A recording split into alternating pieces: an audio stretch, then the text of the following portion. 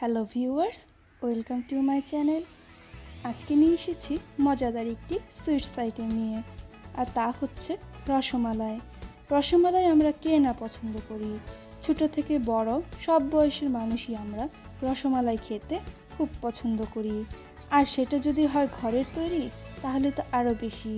চলুন তাহলে রসমালাই কিভাবে প্রস্তুত করতে হয় তা দেখে আসি। খুব সহজেই এটা আপনারা তৈরি করতে পারবেন, আর দোকান থেকে কিনে খাওয়ার জন্য অপেক্ষা করতে হবে না। এখানে আমি 1 কেজি দুধের ছানা বানিয়ে নিয়েছি।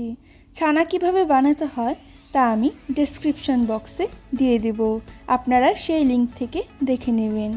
আমি ছানাটাকে ভালো মতো ম্যাশ করে নিচ্ছি। আমার হাত দিয়ে ছানাটা মুথে নেওয়া হয়ে গিয়েছে। এবার এতে দিয়ে দিচ্ছি 1 চামচ পরিমাণ চিনি এবং 1 চামচ ময়দা। এখন আমি আবারও এটাকে ভালো মতো মিশিয়ে নেব, যাতে সবগুলো উপাদান ভালোভাবে মিশে যেতে পারে। আমার মিশিয়ে নেওয়া হয়ে গিয়েছে। এবার আমি হাতের তালু দিয়ে এটাকে মথে নেব। আমি খুব ভালোভাবে মথে নেব। মথে নিতে হবে সেইভাবে যাতে কোনো প্রকার লাম্পস এখানে না থাকে। আবার সেই দিকেও খেয়াল রাখতে হবে যেন ছানা থেকে তেল বের হয়ে না আসে। আমার মথে নেওয়া হয়ে গিয়েছে। এবার আমি ছোট ছোট করে মিষ্টি গড়ে নেব। ঠিক আমি এই সাইজের করেই মিষ্টিগুলো করে নেব।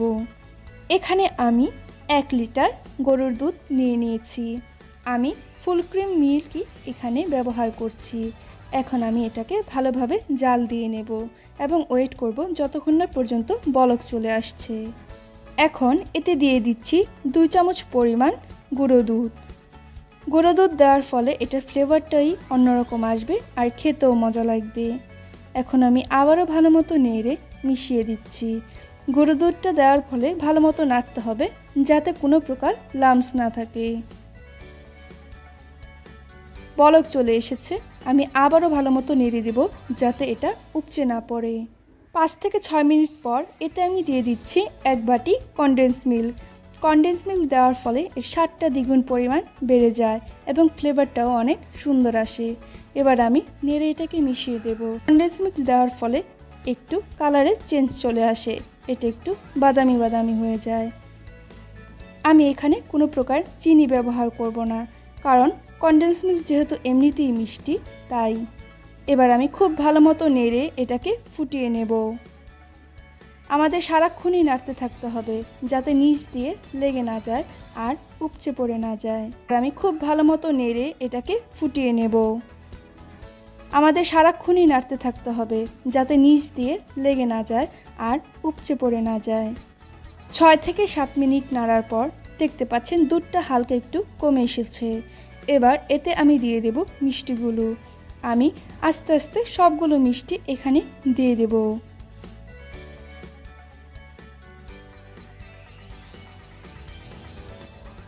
এবার এটাকে আমি আলতোভাবে নেড়ে দেব। আমরা বেশি জোরে নাড়ব না, তাহলে মিষ্টিগুলো ভেঙে যাওয়ার সম্ভাবনা থাকবে। আমি দুধটাকে ভালো মতো আবারও বলক দিয়ে নিচ্ছি আর মাঝে মাঝে এভাবে নেড়ে দিচ্ছি।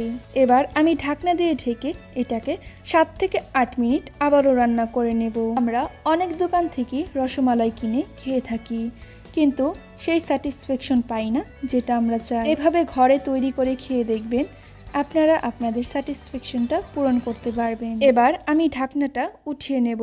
আমি আবারও এটাকে ভালো মতো একটু নেড়ে নেব। দেখতে পাচ্ছেন দুধটা আবারও কমে এসেছে।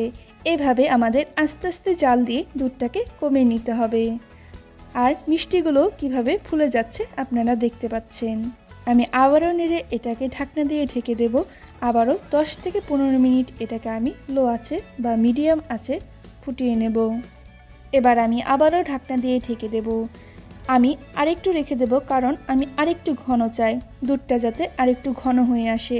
আপনারা যেরকম দুধ চান সেরকমই রাখতে পারেন।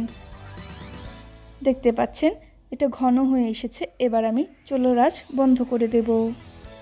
সো ভিউয়ার্স, দেখতে পাচ্ছেন আমার রসমালাই তৈরি হয়ে গিয়েছে। আমি উপর দিয়ে একটু স্যাফরন ছিটিয়ে দিয়েছি। এটি খুব সহজেই তৈরি করা যায়। সো ভিউয়ার্স, দেখতেই পাচ্ছেন রসমালাই কিভাবে তৈরি করতে হয়।